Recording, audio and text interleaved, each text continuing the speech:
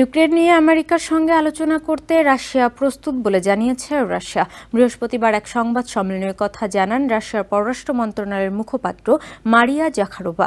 তিনি আরও বলেন, ইউক্রেনে কোনো বিদেশি সেনা মোতায়েন গ্রহণযোগ্য হবে না। একই সঙ্গে ইউক্রেনে বিদেশি সামরিক ঘাঁটি নির্মাণকে অগ্রহণযোগ্য হিসেবে দেখবে রাশিয়া। আমেরিকার উত্থাপিত ৩০ দিনের যুদ্ধবিরতি প্রস্তাবে ইতিমধ্যেই রাজি হয়েছে ইউক্রেন। গত মঙ্গলবার সৌদি আরবের জেদ্দায় আমেরিকা ইউক্রেন সংলাপ শেষে এক যৌথ বিবৃতিতে কিয়েভের এই সম্মতির কথা জানানো হয়। ওই বৈঠকের পর আমেরিকা ইউক্রেনকে পুনরায় সামরিক সহায়তা এবং গোয়েন্দা তথ্য দিতে রাজি হয়েছে।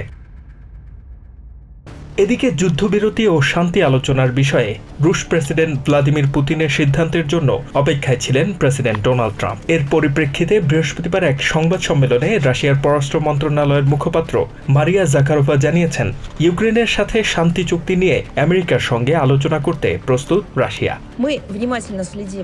11 মার্চ জেদ্দায় আমেরিকা ও ইউক্রেনের প্রতিনিধিদের বৈঠক আমরা নিবিড়ভাবে পর্যবেক্ষণ করেছে।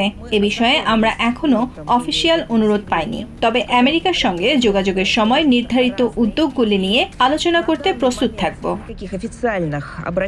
এদিকে ইউক্রেনে কোনো বিদেশি সেনা মোতায়েন গ্রহণযোগ্য হবে না বলে জানিয়েছেন মারিয়া জাখারোভা।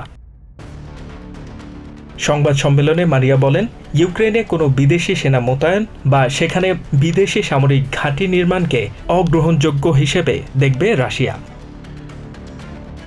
আমেরিকার কর্মকর্তাদের ধারণা, ইউক্রেন, আমেরিকা এবং ইউরোপের মধ্যে বিভেদ সৃষ্টির হাতিয়ার হিসেবে পুতিন এই অস্ত্রবিরতিকে ব্যবহার করতে পারেন। তবে ওয়াশিংটনের রুশ দূতাবাস ও হোয়াইট হাউস এ বিষয়ে কোনো মন্তব্য করেনি। HM. Ataullah, TVN 24 news desk. New York থেকে সম্প্রচারিত টিভিএন 24 টেলিভিশন বিশ্বজুড়ে বাঙালির কণ্ঠস্বর।